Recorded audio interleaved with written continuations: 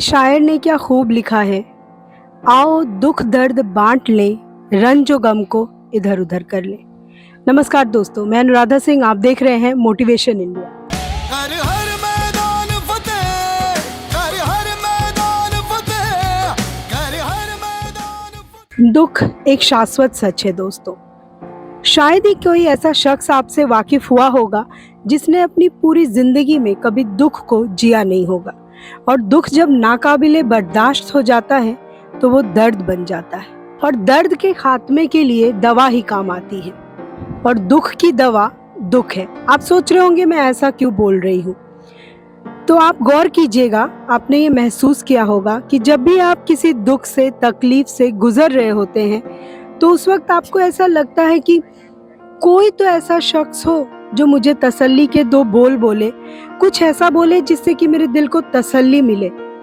दोस्त, रिश्तेदार बहुत कहते हैं चलो कोई बात नहीं, जो हुआ सो हुआ, आगे बढ़ो जिंदगी में। कोई कहता है इसमें ईश्वर की मर्जी थी, ईश्वर की मर्जी के आगे इंसान की कहाँ चलती है। मगर आपके दिल को तसल्ली नहीं मिलती। तसल्ली कब मिलती है? जब कोई ऐसा शख्स आकर आपको कहता है कि घबराओ मत, जो तुम आज झेल रहे हो ना वो मैं झेल चुका हूँ, जिस दुख से तुम गुजर रहे हो मेरे साथ भी वही हुआ था।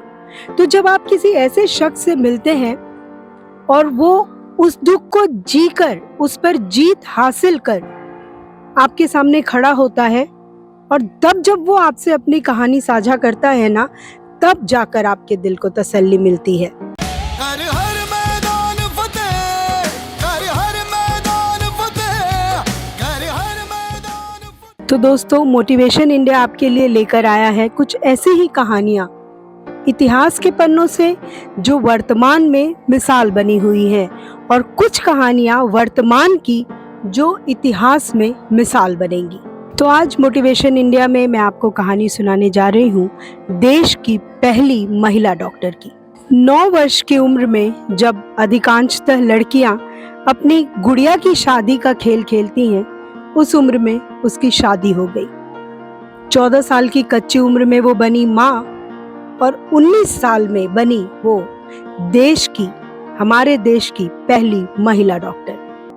31 मार्च 1865 को आनंदीबाई का जन्म पुणे में एक प्रतिष्ठित परिवार में हुआ। उनकी शादी मात्र 9 साल की उम्र में ही उनसे तकरीबन 20 साल बड़े गोपाल राव से कर दी गई,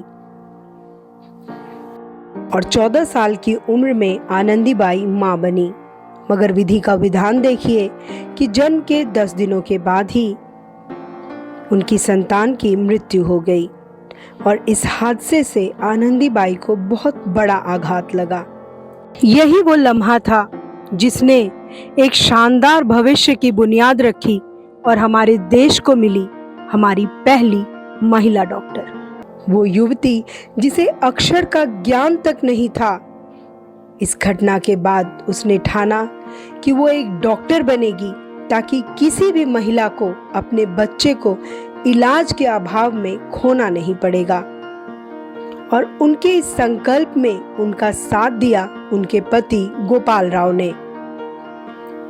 उन्होंने आनंदीबाई को अमेरिका भेजा, जहां उन्होंने डिग्री हासिल कर डॉक्टर बन भारत की उन तमाम महिलाओं को प्रेरणा दी जिससे कि वो कभी भी किसी भी दुख दर्द के आगे घुटने न टेके। उनके पति गोपाल राव ने आनंदीबाई को मिशनरी स्कूल में दाखिला दिलाकर पहले तो उनकी पढ़ाई शुरू करवाई, और बाद में वो खुद ट्रांसफर लेकर कलकत्ता गए, जहां पर उन्होंने आनंदीबाई को संस्कृत और अंग्रेजी पढ़ना और बोलना सिखाया। उनके पति ने उन्हें आगे मेडिकल के अध्ययन के लिए प्रोत्साहित किया, और आनंदीबाई ने पेनिसिल्वेनिया के महिला मेडिकल कॉलेज में चिकित्सा कार्यक्रम में एडमिशन लिया।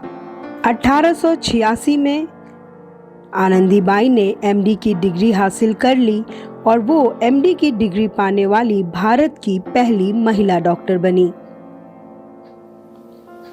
उसी साल आनंदीबाई भारत लौटकर आई और उन्होंने कोल्हापुर रियासत के एल्बर्ट एडवर्ड अस्पताल में महिला वार्ड में प्रभारी चिकित्सक की नियुक्ति पाई।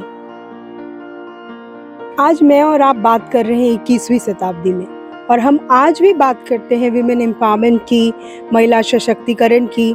देश और दुनिया के तमाम हिस्सों से आए दिन महिलाओं के ऊपर, बच्चियों के ऊपर हो रहे विभत्स अत्याचार की, प्रताड़नाओं की कहानियां हमारे सामने आती हैं।